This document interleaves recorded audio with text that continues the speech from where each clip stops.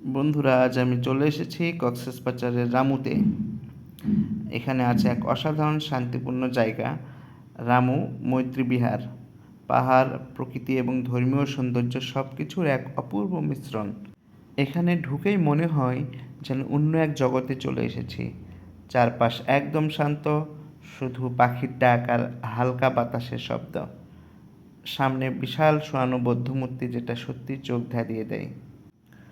এই মৈত্রী বিহারে রয়েছে বেশ কয়েকটা উপাসনালয় ও ধ্যানকক্ষ। এখানে প্রতিদিন ভিক্ষুরা প্রার্থনা করে। পরিবেশটা এতটাই নীরব যে নিজের নিঃশ্বাসের শব্দও শুনতে পাওয়া যায়।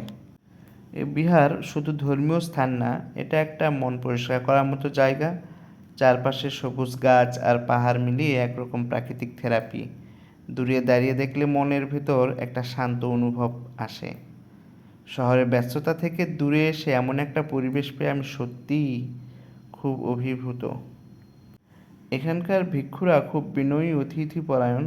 তাদের জীবনধারা আর ভাবনা শুনে মনে হলো জীবন আসলেই খুব সরলভাবে কাটানো যায়।